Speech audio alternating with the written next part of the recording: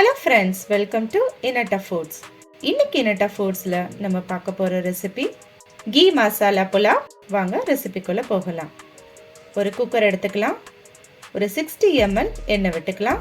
எண்ணெய் காஞ்சதும் 1 table spoon நெய் விட்டுக்கலாம். இந்த ரெசிபிக்கு நெய் கொஞ்சம் எக்ஸ்ட்ராவே விட்டுக்கலாம்.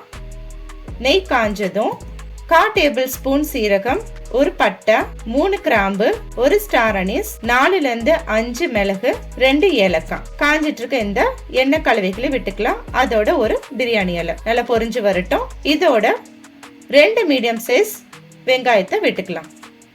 வெங்காயத்தை நல்லா வதக்கி கொடுத்துக்கலாம். வெங்காயம் வதங்கட்டும். இதோட ஒரு 15 முந்திரி பருப்புகளை விட்டுக்கலாம். முந்திரி பருப்பை இந்த நெய் கலவைகளே வதக்கி விட்டுக்கலாம். நல்லா வதங்கி வந்துட்டு இருக்கு. இதோட ஒரு 3 பச்சை மிளகாய் விட்டுக்கலாம்.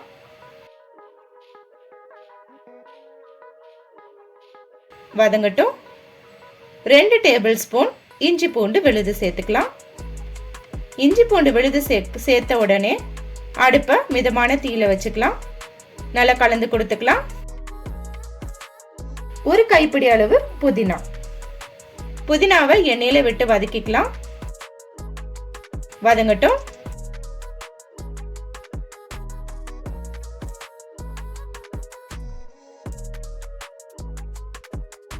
இதோட ஒரு மீடியம் சைஸ் தக்காளி.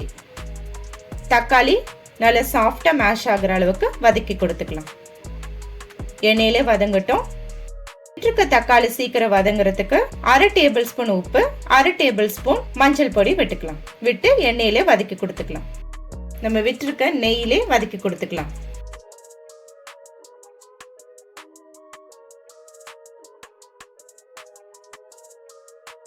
ஒரு கப் அளவுக்கு பச்சை பட்டாணி வதக்கி விட்டுக்கலாம்.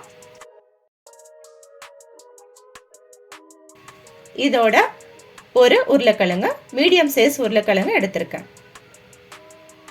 நம்ம விட்டுருக்க கலவைகள் எல்லாம் ஒன்னோட ஒன்று நல்லா வதங்கி வரட்டும். இப்போ நம்ம எடுத்து வச்சிருக்க மசாலாக்கள் எல்லாம் இதில் விட்டுக்கலாம். 1 டேபிள் ஸ்பூன் மிளகாய் பொடி, 1 டேபிள் ஸ்பூன் வீட்டிலே செஞ்ச பிரியாணி மசாலா, 1/4 டேபிள் ஸ்பூன் தனியாத்தூள், 1/4 டேபிள் ஸ்பூன் கரம் மசாலா. மசாலாக்கள் எல்லாமே ஒன்று தனித்தனியாக விட்டுக்கலாம். மசாலா விடும் போது அடுப்பை ஸ்லோ ஃப்ளேமில் வச்சுக்கலாம். மசாலாக்கள் எல்லாமே கரியாம பார்த்துக்கலாம். எண்ணெய் பிரிஞ்சு வந்திருக்கு. இப்போ ஒரு 20 நிமிஷம் 1 கப் அளவுக்கு அரிசியா 2-3 தட்டி அலசி எடுத்து வச்சிருக்கேன். இந்த அரிசியா இந்த காய் கலவைகளை விட்டுக்கலாம். ஒரு வதக்கி கொடுத்துக்கலாம். தண்ணி எதுவுமே இல்லாம அரிசி விட்டுக்கோங்க. இதோட 2 கப் அளவு தண்ணி விட்டுக்கலாம். 1 டம்ளர் அரிசிக்கு 2 டம்ளர் அளவு தண்ணி. இது நீங்க பாஸ்மதி அரிசி எடுத்துக்கிட்டீங்கன்னா 1/2 டம்ளர் அளவுக்கு தண்ணி விட்டுக்கோங்க. நல்லா வதக்கி கொடுத்துக்கலாம். ஒரு கொதி வரட்டும். இப்போ உப்பு காரம் எல்லாம் கரெக்டா இருக்கான்னு செக் பண்ணிக்கலாம். உப்பு தேவைப்பட்டுச்சுன்னா கொஞ்சம் சேர்த்துக்கோங்க. நான் ஒரு 1/2 மூடி எலுமிச்சம்பழம் இந்த கலவைகளை விட்டுக்கிறேன். நல்லா தண்ணியில கொதிக்கட்டும். இதோட ஒரு கைப்பிடி அளவு கொத்தமல்லி விட்டுக்கலாம். ஒரு கலந்து கொடுத்துக்கலாம். கொதிச்சு வந்துட்டு இருக்கு. இப்போ குக்கரோட லிட்டை க்ளோஸ் பண்ணி விசில் விட்டுக்கலாம். அடுப்பை ஹை ஃப்ளேம்ல வச்சுக்கோங்க. ஹை ஃப்ளேம்ல வச்சு ஒரு விசில் வரட்டும். ஒரு விசில் வந்ததும் அடுப்பை ஸ்லோ ஃப்ளேம்ல வச்சுக்கலாம். ஸ்லோ ஃப்ளேம்ல ஒரு 10 மினிட்ஸ் விட்டதுக்கு அப்புறம் செகண்ட் விசில் வந்திருக்கு. விசிலோட ஸ்டீம் எல்லாம் அடங்கட்டும். இப்போ ஓபன் பண்ணி பார்க்கலாம். பாருங்க, சுவையான நெய் மசாலா புலாவ் ரெடி ஆயிடுச்சு. நான் உங்களுக்கு எடுத்து காட்டுறேன். ஒன்னோட ஒன்று ஒட்டாம நல்ல உதிரியா வந்திருக்கு. நம்ம விட்டுருக்க பட்டாணி கிழங்குகள் எல்லாத்துலேயும் மசாலா இறங்கி, ரைஸில் மசாலா எல்லாம் இறங்கி ஒரு கலர்ஃபுல்லான ஃப்ளேவரோட வந்திருக்கு. நல்லா கலந்து கொடுத்துக்கலாம். பாருங்க, குக்கர் கடியிலையும் காட்டுறேன். உங்களுக்கு ரைஸ் எடுத்து காட்டுறேன். ஒன்னோட ஒன்று ஒட்டாம இருக்கு.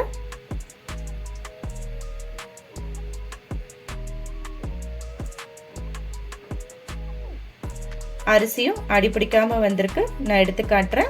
பாருங்க, குக்கர் கடியில அடிப்பிடிக்கவும் இல்லை. இப்போ ஒரு பிளேட்ல ட்ரான்ஸ்ஃபர் பண்ணிடலாம். இதோட ரைத்தா வச்சு சர்வ் பண்ணலாம். உருளைக்கிழங்கு பொரியல்.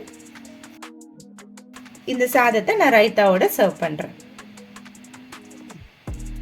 நம்மளோட சுவையான கீ மசாலா புலாவ் ரெடி ஆயிடுச்சு.